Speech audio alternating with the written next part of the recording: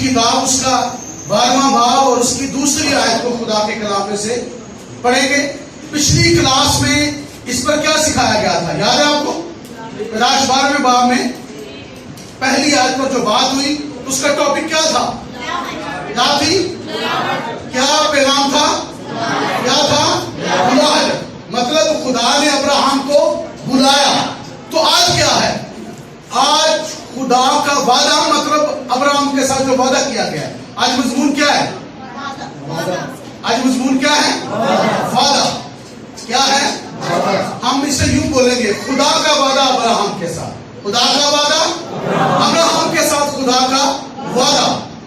خدا نے جب بلایا تو اس کی کیا حالت تھی؟ خدا نے اسے کس حالت میں بلایا تھا؟ اس سے آگے اور کیا تھا؟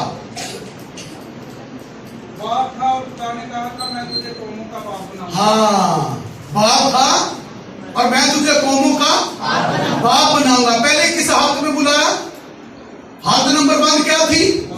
صرف باپ، صرف وہ کیا تھا؟ تو جہاں پر وہ صرف باپ ہے وہاں پر اس کا نام کیا ہے؟ ابراہم۔ کیا ہے؟ تو اس کے بعد اس کو کیا بنایا گیا؟ ابراہم بنا دیا گیا۔ سب بولے ہاللیلویا۔ خدا کا وعدہ۔ اچھا مجھے یہ بتائیں، اس پر تھوڑا سا ہم غور کریں گے کہ کیا خدا کو ابراہم کی نسل کے بارے میں فکر ہے یا کوئی اور بات ہے اس کے اندر؟ نہیں، انہیں ٹھیکا کیا؟ ہاللیلویا۔ ابراہم کو اس بات کی، خدا کو اس بات کی فکر ہے کہ ابراہم کی اولاد نہیں، یہاں خدا کو کوئی اور فکر ہے؟ بتائیے گا، کسی کو یاد ہے یا کچھ کہنا چاہے گا؟ جی بولیں۔ وہ جو خدا نے تیسرے باب میں وعدہ کیا تھا اس کو پریز اللہ۔ سب بولے ہاللیلویا۔ پیدائش کی کتاب تیسرے باب کے اندر جو وعدہ ہے، تیسرے باب کے اندر جو وعدہ ہے، اور یاد رکھیے گا وہ وعدہ جو پورا کرنے کی جو خدا نے بات کی ہے وہ عام وعدہ نہیں ہے، وہ عام وعدہ نہیں ہے۔ مطلب جو ابراہم کے ساتھ وعدہ کیا گیا ہے یہ کوئی پہلی بار بات نہیں ہوئی، بلکہ یہ آلریڈی خدا کے منصوبے میں ہے۔ آمین۔ اس پر میں نے کئی بار کلام سنا ہے۔ پیدائش کی کتاب 12ویں باب کے اوپر مجھے تقریباً میں نے 50 سے 60 میسجز دیے ہوئے ہیں مختلف اوقات کے اندر، اور مختلف اینگل سے میں اس پر کلام سنا چکا ہوں، پر آج ویسا اینگل نہیں ہے، آج بالکل الگ ہے۔ آمین۔ آج کیا ہے؟ آج بالکل الگ ہے، اور جو الگ ہے ہم اس پر بات چیت کریں گے۔ سب بولے ہاللیلویا۔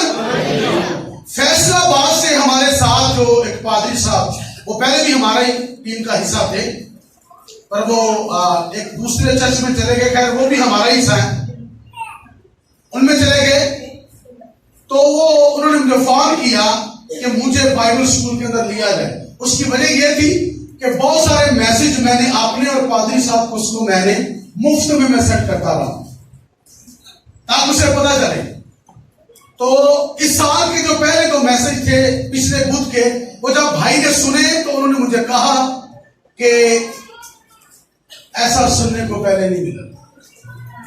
پیدائش کی کتاب پر جو آپ نے باتیں کی ہیں یہ کبھی آج تک نہیں میں نے سنی، اور جو پادری صاحب نے کہا یہ بھی میں نے نہیں سنا، اور میں امید کرتا ہوں کہ میں بہترین خادم بنوں گا۔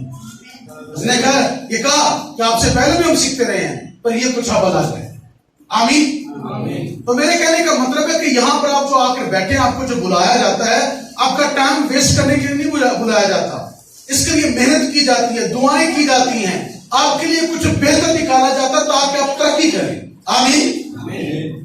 میں نے کئی بار یہ کہا کہ ہمارا مقصد ایک بہت بڑی تعداد میں کلیسیا اکٹھا کرنا نہیں ہے، بلکہ ایک بہت بڑی تعداد میں پادری صاحبان، مبشر صاحبان، جو ہے ایلڈر صاحبان، پرستار یا خدا کے جو خادم ہے جن کی وجہ سے کلیسیا کو فائدہ ہو سکتا ہے، لوگوں کو فائدہ ہو سکتا ہے، قوموں کو فائدہ ہو سکتا ہے، یعنی کہ ہم لیڈرشپ پر کام کر رہے ہیں۔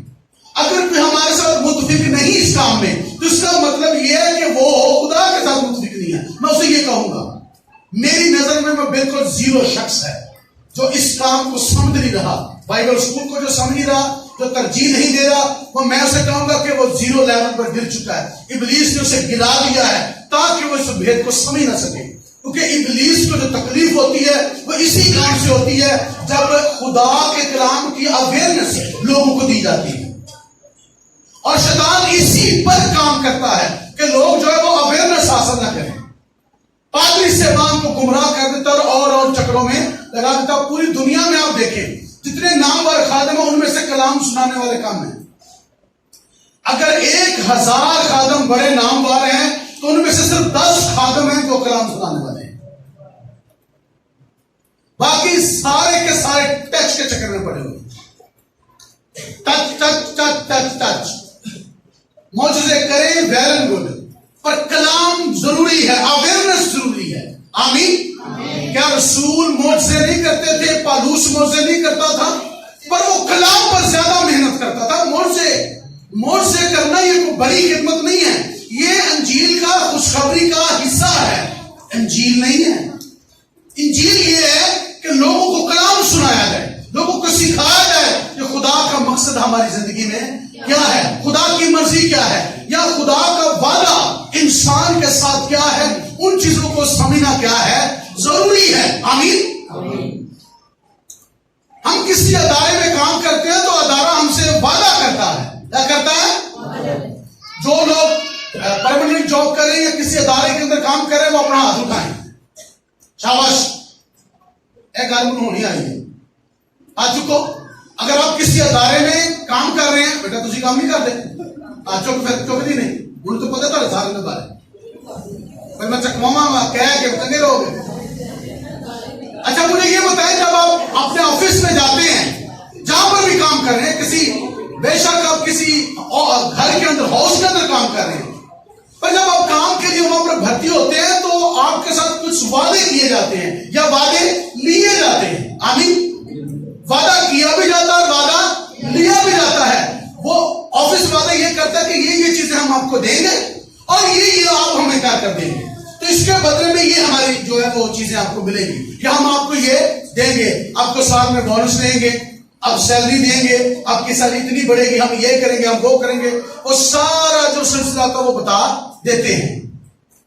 اگر آپ کو کمپنی چلا رہے ہیں، کوئی ادارہ چلا رہے ہیں، کوئی کمپنی چلا رہے ہیں، بزنس کر رہے ہیں، تو بزنس کے اندر جب کنٹریکٹ آپ کرتے ہیں کسی کے ساتھ، کنٹریکٹ سائن کرتے ہیں تو اس کے اندر بھی وعدے ہوتے ہیں، وہ بھی وعدہ کرتے ہیں، آپ بھی وعدہ کرتے ہیں کہ میں یہ دوں گا آپ کو کر کے اور آپ مجھے یہ دیں گے، اور وہ کہتے ہیں ہم دیں گے۔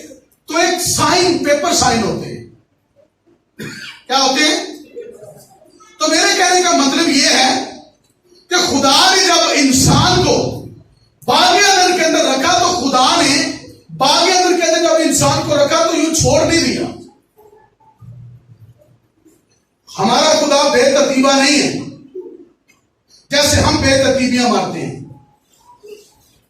ہمارا خدا ترتیب کا خدا ہے۔ جب خدا نے آدم کو بنایا تو خدا نے آدم کو رکھا تو آدم کو کنٹرول دیا کہ سارا باغ تیرا ہے سوائے ایک درخت کے۔ آمین۔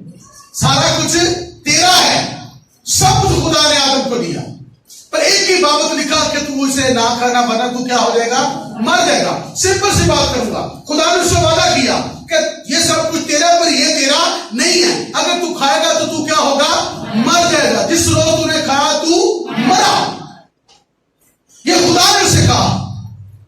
پر کلام میں لکھا ہے کہ ابلیس نے، یعنی کہ سانپ نے، لوسیفر نے سانپ کے ذریعہ سے ہوا کو کیا کیا؟ بہکایا۔ کیا کیا؟ بہکایا۔ جب ابلیس نے اسے بہکایا، سانپ نے اسے بہکایا، تو وہ بہکے میں آ کر جب بہک گئی تو اس نے یہ کیا کہ اس نے خدا کو رد کر کے، خدا کے کلام کو رد کر کر، خدا کے کلام کو چھوڑ کر اس نے وہ کیا جو خدا نے منع کیا تھا۔ تو مطلب یہ، اس وجہ سے خدا نے باغ عدن سے کیا کر دیا؟ نکال دیا۔ پر بھائی نے جب میں پوچھ رہا تھا کہ خدا کا اور کیا مقصد تھا، یا خدا کو ابراہیم کی فکر پڑی کہ اس کی نسل نہیں، یا خدا کو کسی اور بات کی فکر ہے کہ راست باز نسل کو آگے لے کر آنا ہے۔ خدا راست باز نسل کو آگے لانا چاہتا ہے۔ آمین۔ وہ وعدہ جو خدا نے باغ عدن کے اندر آدم اور ہوا کے ساتھ کیا، اور وہاں پر دو طرح سے بات ہوئی. یہ کہا گیا کہ عورت کی نسل اور تیری نسل کے درمیان میں کیا ڈالوں گا؟ عداوت. عورت کی نسل اور تیری نسل کے درمیان میں کیا کروں گا؟ عداوت ڈالوں گا. خدا اس بات کو جان چکا ہے، خدا اس بات کو جانتا کہ اب ابلیس کیا کرے گا یا ابلیس کیا کرنا چاہ رہا تھا. کیونکہ خدا نے آدم کو برکت دی اور اسے کہا بڑھو پھلو اور زمین کو مامورو محکوم کرو. زمین پر معمور کا مطلب ہے بھرنا، محکوم کا مطلب ہے اختیار یا حکومت رکھنا، اختیار رکھنا اس کے معنی ہے. آمین. تو خدا نے آدم کو یا ہوا کو برکت دی کہ تم سے اولاد ہو، تمہارے بچے پیدا ہو اور تم زمین پر کیا کرو؟ حکومت کرو. آمین. یہ حکومت، یہ اختیار ابلیس نے آدم اور ہوا سے کیا کر لیا؟ چھین لیا. صرف یہی نہیں کیا بلکہ راست باز نسل جو تھی اس کا جو تخم اس نے وہ خراب کر دیا، کیونکہ گناہ آ گیا ہے. کیا آ گیا؟ گناہ آ گیا. کیا آ گیا ہے؟ گناہ آ گیا ہے. اور جیسے ہی گناہ آتا ہے تو بائبل یہ بتاتی ہے، میں نے پہلے بھی ایک بار ذکر کیا تھا کہ خدا نے جو بات جو ہے ہنوک کو دکھائی ہے وہ یہ دکھائی ہے کہ آدم سے جو ہے کالا بیل پیدا ہوا اور ایک وائٹ بیل پیدا ہوا. جو وائٹ ہے وہ کون ہے؟ اس کا نام کیا ہے؟ ہابل. اور کالا بیل کون ہے؟ قائن. اور کالے بیل نے وائٹ بیل کو کیا کر دیا؟ مار دیا. اور اس کی جگہ پر پھر ایک جو ہے وہ دوبارہ وائٹ بیل جو وہ پیدا ہوتا ہے، یعنی کہ سیب پیدا ہوتا ہے. آمین. اور جب سیب کی نسل چلتی ہے، جب راست باز نسل چلتی ہے تو ساتھ ساتھ ایک گندی نسل، بری نسل، شریر کی نسل بھی چلنا شروع ہو جاتی ہے. جو نور کا علاقہ ہے یہ کیا ہے؟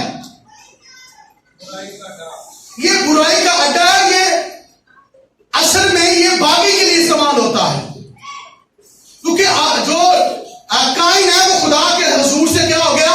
باغی ہو گیا. کیا ہو گیا؟ باغی جو ہوتے ہیں وہ ایک جگہ سے نکل کر دوسری جگہ پر جا کر اپنا ڈیرا یا اپنا مقام کو بناتے ہیں. آمین. مجھے اشارہ کیا کریں، سنیے گا ذرا. اس نے کیا کیا؟ اس نے جا کر ایک شہر بنایا جا کر. تو مجھے یہ بتائیں ایک آدمی کے لیے شہر کو بنانا کتنا مشکل ہوتا ہے؟ اب میں جا کر کوئی ایک شہر نہیں بنا سکتا، یعنی کہ دو نسلیں موجود ہیں. خدا نے کہا تیری نسل اور عورت کی نسل کے درمیان میں کیا ڈالوں گا؟ اب جو تیری نسل اور عورت کی نسل وہ ہے جو کہ راست باز ہے، مطلب صحت کی بات کر رہا ہوں. کس کی بات کر رہا ہوں؟ صحت کی. اور تیری نسل ابلیس کو کہا گیا، اس کی نسل کون ہے؟ قائن. کیونکہ کلام لکھا ہے قائن جو تھا وہ شریر سے تھا. کس سے تھا؟ شریر سے تھا. یعنی کہ اس کے اندر اس کی جو طبیعت تھی، اس کا جو دل تھا وہ شریر کے قبضے میں تھا، یا اس کا بدن، اس کی روح شریر کے قبضے میں تھی. اور وہ ابلیس کے لیے کیا کر رہا تھا؟ کام کر رہا تھا. اور یاد رکھیے گا جب قائن نے نوح کے علاقے میں بسیرا کیا ہے تو جب وہ وہاں پر گیا، جب وہ خدا کے سامنے سے باغی ہوا ہے، خدا کی حضور سے جب وہ نکلا ہے تو اس نے اپنے بیٹے نوح کے نام سے ایک شہر بسایا. اپنے بیٹے کے نام سے کیا بسایا؟ ایک شہر بسایا. جب اس نے شہر بسایا تو شہر کیسے بن گیا؟ اس کے اندر جو مخلوق ہے، مطلب جو فرشتے ہیں، جو باغی فرشتے ہیں، انہوں نے اس کی مدد کی ہے. اور یاد رکھیے گا اس کی جو بہن ہے آگے جا کر لمک کی جو بہن، اس کا نام کیا ہے؟ نائمہ جو ہے، جب عبرانی زبان میں جب اس کو سمجھا جاتا ہے، گریک کے اندر جب سمجھا جاتا ہے تو اس کا مطلب کیا ہے؟ لبھانے والی، گمراہ کرنے والی. یعنی کہ یہ جو خاندان ہے، جو نسل اس سے پیدا ہوئی ہے قائن سے، جو قائن سے نسل پیدا ہوئی ہے، انہوں نے کیا کیا ہے؟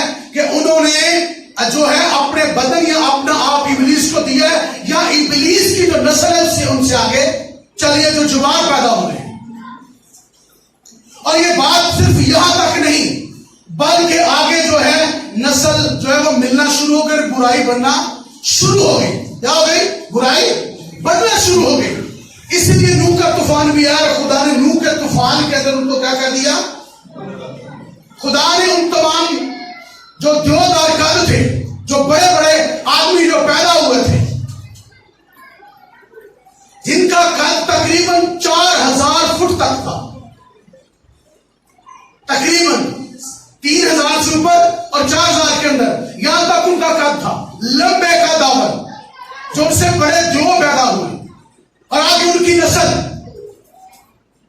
वो बढ़ती बढ़ती वो इस कदर बढ़ना शुरू हो गई कि उन्होंने राष्ट्रवाद नस्ल को सताना शुरू कर दिया और उनको कत्ल करना शुरू कर दिया, उनको मारना शुरू कर दिया। जब उनको मारना शुरू कर दिया तो उनकी रूहों की जो फरियाद है वो आसमान तक जाती है। कहां तक जाती है?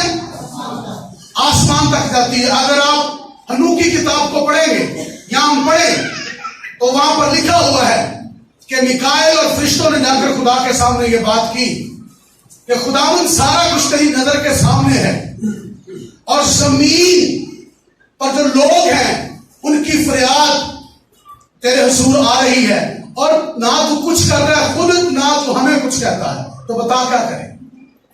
तो तब खुदा ने ये सब चीजें बताई और दिखाई कि आगे मैं क्या करूंगा। नूह का तूफान दिखाया कि बाकी आगे खुदा क्या करेगा ये भी दिखाया और ये भी बताया गया कि इनके बदन तो मर जाएंगे पर उनकी रूहें जो है वो सदा जमीन पर रहेंगी, क्योंकि वो इंसानों से वो पैदा हुए, उनकी रूहें जो है वो हमेशा रहेंगी और उनकी जंग इंसान के साथ जमीन पर उस वक्त तक रहेगी जब तक अदालत का दिन नहीं आता, जब तक अदालत का दिन। अब मुझे उस समुद्र का उस हिस्से का नाम याद नहीं है जहां पर जहाज गायब हो जाते हैं और इसी जमीन पर 12 तरह की ऐसी जगह हैं जहां पर बड़ा कुछ अजीब नजर आता है दुनिया के अंदर। जहाज गायब हो जाते हैं और एक पादरी साहब था, मुझे याद नहीं किस मुल्क से था, जब ये याद है ये हिस्ट्री हम देख रहे थे तो बताया गया कि पादरी एक चर्च का पास्टर था, तो उसने एक बड़ा नामवर गोता मारने वाला जो था उसके भाई को लिया, वो भी गोते मार था, उसको साथ लिया। उसने समंदर का जो है जायजा लिया और नीचे समुद्र में जाकर सारे काम को चेक किया और वो जो गोते मारा वो जमीन पर यानी कि समुद्र के अंदर वो तकरीबन 20 मिनट रहा और उसने देखा कि पीला धुआं और अजीब से पत्थर और फिर ऐसे रूहों की आवाज जो जंजीरों से बंधे हो, उनकी जंजीरों की आवाज और उनकी बड़ी खौफनाक आवाज नीचे से वहां से आ रही थी जो कि बंद और वहां पर बंधे हो गए और वो दोबारा जाने के लिए तैयार। ये तकरीबन 12 एग्जाम है। कितनी एग्जाम है? फिर अगली बार मैं पूरी डिटेल से आपको बताऊंगा। 12 एग्जाम है। कहने का मतलब यह है कि बहुत कुछ हमें दुनिया में नजर आता है। तो बताने का जो मेरा मतलब है कि खुदा को अब्राहम के लिए फिक्र नहीं कि उसके बच्चे नहीं है। खुदा ने अब्राहम को इसलिए चुना है क्योंकि वो राष्ट्रवाद नस्ल से है और उससे एक राष्ट्रवाद नस्ल को वो पैदा करना चाहता है। और सिर्फ यही नहीं कि उससे एक राष्ट्रवाद नस्ल या एक कौम बनाना चाहता है, बड़ी बात यह है कि उससे एक राष्ट्रवाद को पैदा करना चाहता है। जो मेरी बात है उसको जानना बड़ा जरूरी है। सब बोले हालेलुया। तो इन चीजों को समझना है कि खुदा को फिक्र क्या है। खुदा को फिक्र ये नहीं कि उसके बच्चे नहीं है, वो बेऔलाद है। खुदा को इस बात की फिक्र है कि एक ऐसे बच्चे की जरूरत है, ऐसी शख्सियत की जरूरत है जो इंसान को गुनाह की गुलामी से निकाले। आमीन। जो इंसान को गुनाह की गुलामी से निकालिएगा। आइए बाइबल मुकद्दस में से पैदाइश की किताब 12वां बाब दूसरी आयत को जरा पढ़िएगा जल्दी से। और मैं तुझे एक बड़ी कौम बनाऊंगा, और मैं तुझे एक बड़ी कौम बनाऊंगा और बरकत दूंगा, और मैं तुझे क्या दूंगा? अच्छा, बड़ी कौम क्या करूंगा? मैं तुझे एक बड़ी कौम बनाऊंगा, यानी कि मैं तुझे औलाद दूंगा। اور میں تجھے کیا دوں گا؟ برکت دوں گا. میں تجھے ایک بڑی قوم بناؤں گا اور میں تجھے برکت دوں گا. قوم جو ہے وہ 12 قبائل پر مشتمل ہے. کتنے؟ 12 قبیلے. 12 قبائل پر کیا ہے؟ یہ 12 قبائل پر اس کو ڈیزائن کیا گیا ہے. 12 قبیلوں پر. آمین. جو قوم خدا نے دی ہے, جو کہ جسمانی نسل ہے, جو کہ ابراہیم سے آگے چلتی ہے. ٹھیک ہے. خدا سے کیا دیتا ہے؟ خدا نے اس کے ساتھ وعدہ کیا کہ میں تجھے کیا دوں گا؟ تجھے کیا کروں گا؟ ایک بڑی قوم بناؤں گا. تجھے کیا دوں گا؟ برکت دوں گا. برکت کے معنی ہے بڑھنا, زیادہ ہونا. کیا ہونا؟ زیادہ ہونا. اس کے معنی ہے چند حوالے میں پڑھانا چاہتا ہوں, اس کے بعد ہم کنٹینیو بات کریں گے. 13واں باب نکالیے گا. 16ویں آیت پیدائش. جی کوئی نکالے 13واں باب 16ویں آیت اور آگے 15واں باب اس کی 5ویں آیت. جی تیری نسل کو خاک کے زروں کی مانند بناؤں گا. اور میں تیری نسل کو کس کی مانند؟ خاک کے زروں کی مانند. خاک کے زروں کی مانند. دیکھو کہ خاک یعنی کہ مٹی, اور مٹی کے جو کیا ہوتے ہیں؟ ذرے. اب ذروں کی جو گنتی ہے یہ لامحدود ہے. ذرے کو گن نہیں سکتا. کوئی شخص ذرے کو گن سکتا ہے؟ تیری نسل کیسی ہوگی؟ میں تجھے ایک بڑی قوم بناؤں گا. تو 12 قبیلے ہمیں نظر آتے ہیں ابراہیم کی نسل سے. آمین. اور اس کے بعد کیا کہا گیا ہے؟ خدا نے اس کے ساتھ کیا وعدہ کیا کہ میں تجھے ایک بڑی قوم بناؤں گا اور میں تجھے کیا دوں گا؟ برکت دوں گا. آمین. بڑی قوم بناؤں گا اور برکت دوں گا. اور تیری اولاد کیسے ہوگی؟ خاک کے سروں کی مانند ہوگی. یہ 16ویں آیت ہے. آگے ایسا کہ اگر کوئی شخص خاک کے زروں کو گن سکے ہاں تو تیری نسل بھی گن لی جائے گی. تیری نسل بھی گن لی جائے. اگر کوئی خاک کے ذروں کو گن سکتا ہے تو پھر تیری اولاد بھی گنی. یہ ناممکن ہے. مطلب تیری اولاد گنی نہیں جائے گی. یہ خدا کا وعدہ ہے. 15واں باب 5ویں آیت. اور وہ اس کو باہر لے گیا. وہ اس کو باہر لے گیا اور کہا کہ اب آسمان کی طرف نگاہ کر. پہلے خدا نے اسے کیا کہا کہ خاک کے ذروں کی مانند تیری اولاد ہوگی. اگر ذروں کو گن سکتا تو پھر تیری اولاد بھی گنی جا سکتی ہے, پر گنی نہیں جا سکتی. پھر اس نے کہا آسمان کی طرف دیکھ. خدا زمین بھی دکھاتا اسے اور پھر آسمان پر بھی اس کا دھیان لگاتا. جی کیا لکھا ہے؟ اور اگر تو ستاروں کو گن سکتا ہے, اگر تو ستاروں کو گن سکتا ہے تو گن لے. اور اس سے کہا کہ تیری اولاد ایسی ہی ہوگی. ایسی ہی ہوگی. گن. پہلے کہتا خاک کے زروں کو گن تو نہیں. پھر کہتا آسمان کے ستاروں کو گن. اگر گن سکتا ہے تو پھر گن. تو گن یہ نہیں ہو سکتا. گنا جا نہیں سکتا. اور حوالے پڑھیے گا. ایک اور حوالہ پیدائش 17واں باب 6 آیت. اس کے ساتھ ہی 18واں باب اور اس کے 18ویں آیت بھی نکال دیں. شاباش. اور میں تجھے برہمن کروں گا. اور میں تجھے برہمن کروں گا. اور قومیں تیری نسل سے ہوں گی. قومیں تیری نسل سے ہوں گی. اور بادشاہ تیری اولاد میں سے برپا ہوں گے. بادشاہ تیری اولاد سے برپا ہوں گے. اس کو کنٹینیو کروں گا. آگے بس ایک ہی آیت پڑھنی تھی. جی 18 کی 18ویں جلدی سے. ابراہیم سے تو یقیناً ایک بڑی اور زبردست قوم پیدا ہوگی. ابراہیم سے تو یقیناً ایک بڑی قوم. کیا لکھا ہے؟ اور زبردست قوم پیدا ہوگی. زبردست قوم پیدا ہوگی. اور زمین کی سب قومیں اس کے وسیلہ سے زمین کی سب قومیں اس کے وسیلہ سے کیا پائیں گی؟ یہ خدا کا وعدہ ہے اس کے ساتھ کہ زمین کی سب قومیں اس کے وسیلہ سے کیا پائیں گی؟ برکت پائیں گی. جی اگلا حوالہ ذرا نکالیے گا. 17 باب 18ویں آیت. پیدائش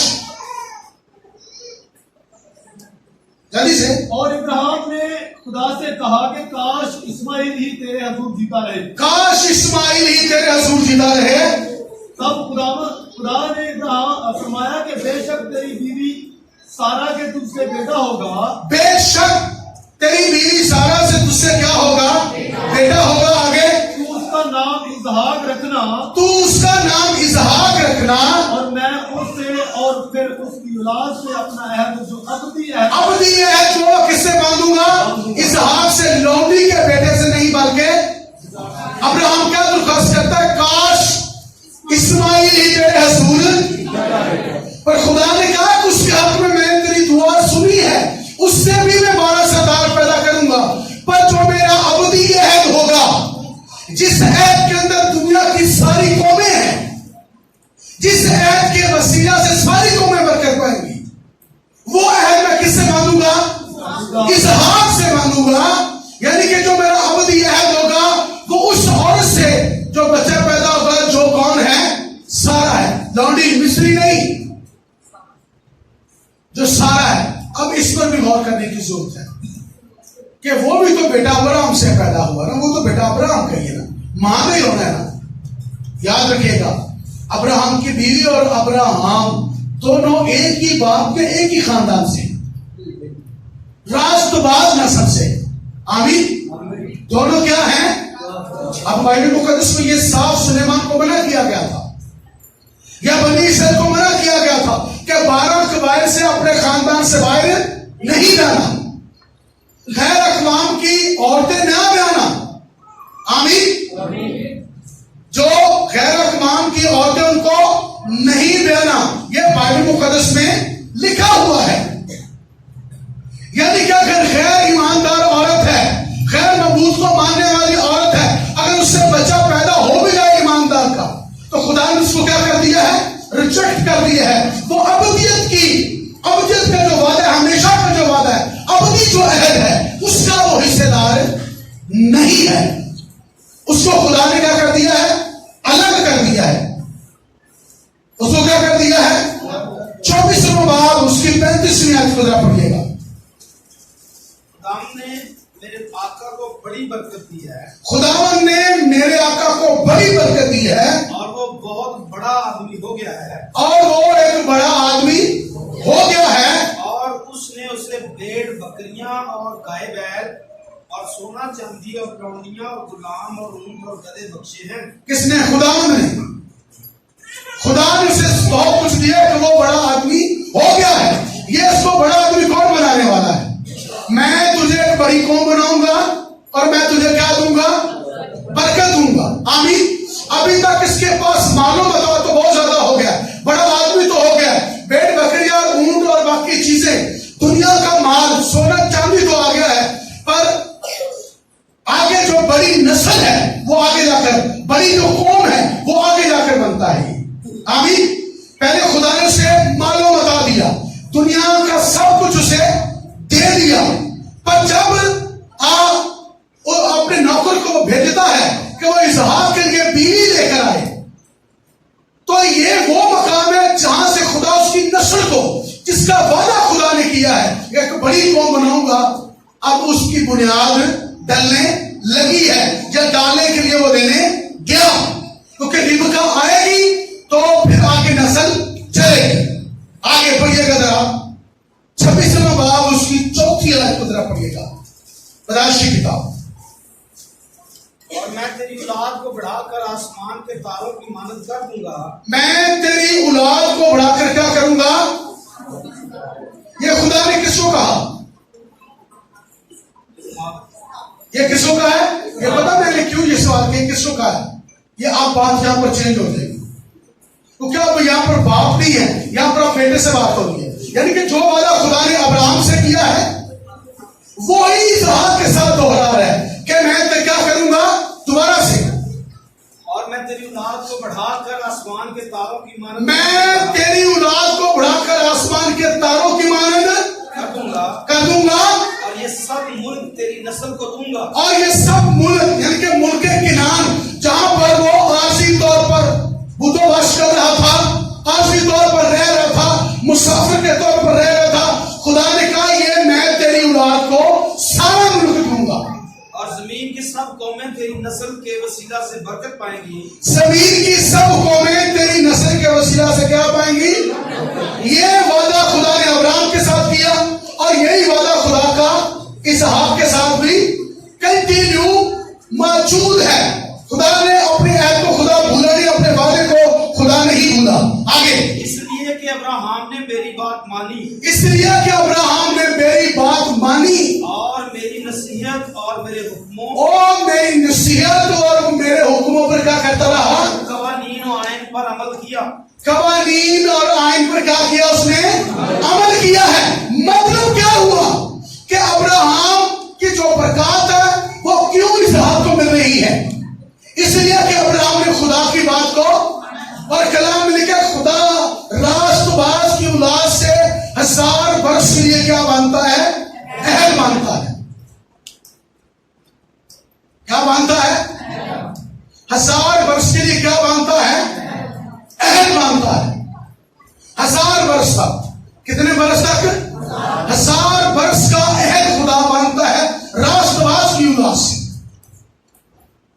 क्यों? क्योंकि वो खुदा के आइन को खुदा से साथ साथ बता रहा है कि ये सब कुछ को क्यों कर रहा, क्योंकि अब्राहम ने मेरी बात, तुझे भी मेरी बात माननी है, तुझे भी मेरी बात माननी है। खुदा ये इसहाक को सिखा रहा है। आगे निकालिएगा 27वां बाब उसकी 29वीं आएगी। कौमें तेरी खिदमत करे, कौमें तेरी खिदमत करें, किससे बात हो रही है, इसहाक के साथ। किससे साथ हो रही है? कौमें तेरी क्या करेंगी, खिदमत करेंगी। आगे कबीले तेरे सामने झुके, और कबीले तेरे सामने झुके, तू अपने भाइयों का सरदार हो, तू अपने भाइयों का सरदार हो, और तेरी माँ के बेटे तेरे आगे झुके हैं, और तेरी माँ के बेटे तेरे आगे झुके हैं। जो तुझ पर लानत करे, जो तुझ पर लानत करे वो खुद लानती हो, वो खुद लानती हो, और जो तुझे दुआ दे वो बरकत पाए। जो तुझे दुआ दे वो बरकत पाए। अब्राहम को जो लानत देता है, इसहाक को जो लानत देता है, जो याकूब को लानत देता है, जो इस्राएल को लानत देता है, जो यहूदा को लानत देता है, वो क्या है, लानती है, वो खुद लानती है।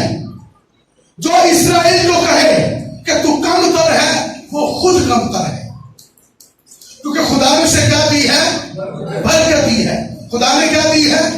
28वां बाब उसकी 3री और 4थी आयत को जरा पढ़िएगा। और कादर मुतली खुदा तुझे बरकत बख्शे, कादर मुतली खुदा तुझे बरकत बख्शे, और तुझे ब्रोमन करे, हाँ जी, और बढ़ाए, हाँ, कि तुझसे कौमों के जत्थे पैदा हो, ताकि तुझसे कौमों के जत्थे पैदा हो, और वो अब्राहम की बरकत तुझे और तेरे साथ तेरी नस्ल को दे, वो अब्राहम की बरकत तुझे और तेरे साथ तेरी नस्ल को दे, कि तेरी मुसाफरत की ये सरजमीन जो खुदा ने अब्राहम को दी तेरी मीरास हो जाए।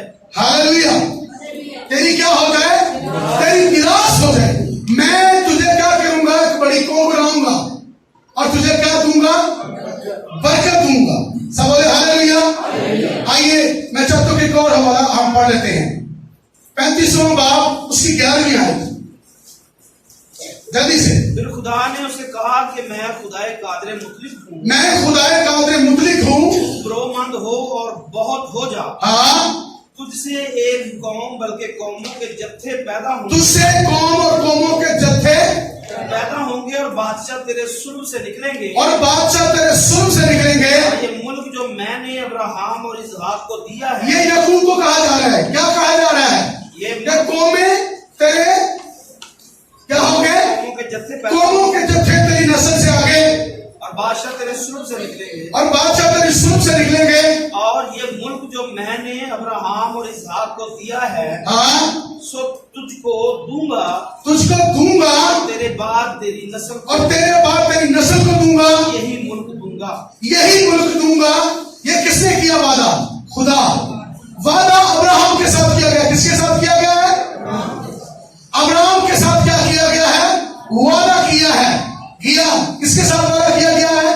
अब्राहम के साथ वादा किया गया है। और ये वादा इसहाक के साथ भी सेम है, और इसहाक के याकूब के साथ भी सेम है। 46वां बाब और उसकी 3री आयत को जरा पढ़िएगा। उसने कहा मैं खुदा तेरे बाप का खुदा हूँ, मैं खुदा तेरे बाप का खुदा हूँ, मिस्र में जाने से ना डर, मिस्र में जाने से ना डर, क्योंकि मैं वहां तुझसे एक बड़ी कौम पैदा करूंगा। मिस्र में जाने से ना डर, क्योंकि मैं वहां पे क्या करूंगा, तुझसे क्या करूंगा, एक बड़ी कौम पैदा करूंगा। एक बड़ी कौम पैदा करूंगा। मैं तेरे साथ मिस्र को जाऊंगा मैं तेरे साथ मिस्र में जाऊंगा और फिर तुझे जरूर लौटा भी लाऊंगा फिर मैं तुझे जरूर लुटा भी लाऊंगा और यूसुफ अपना हाथ तेरी आंखों पर लगाएगा और यूसुफ अपना हाथ तेरी आंखों पर या तेरे एक नजर नहीं आ रहा अभी नजर आएगा तो अखा हाथ लाएगा तेरे ठंड पेगी हालेलुया बात करने का मतलब यह है कि खुदा के वादे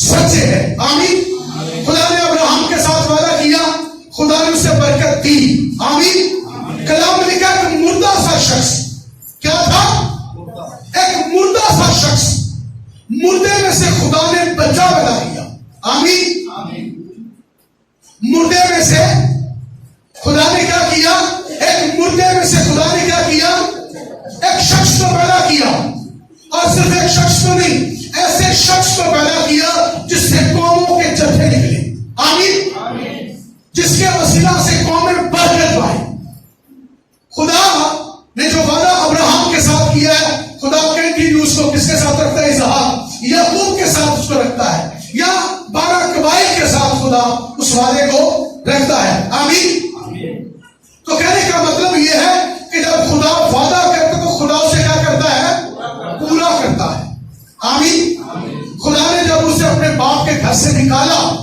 तो खुदा ने उसे क्या किया है बरकत दी है कैसे बरकत दी है किस सूरत में खुदा ने अपने वादे को सच्चा किया है खुदा ने जब उसे इसहाक दिया आमीन खुदा ने जब उसे इसहाक दिया और इसहाक से जब याकूब पैदा हुआ और इसहाक और याकूब से जब 12 कबीले जो है वो पैदा हुए और 12 कबीलों को खुदा मिस्र में लेकर गया है और खुदा मिस्र में जाकर उस एक बड़ी तादाद में किसमें एक बड़ी तादाद में कसीरल तादाद में खुदा उसे लेकर आता है कसरत में लेकर आता है आमीन जब उसे कसरत में लेकर आता है तो खुदा का क्या होता है वादा पूरा होता है आमीन तू मिस्र में जाने से ना डर खुदा इस कौम की सूरत में 12 कबीलों की सूरत में उसे मिस्र में ले जाता है कहां पे ले जाता है मिस्र में ले जाता है और ये मंसूबा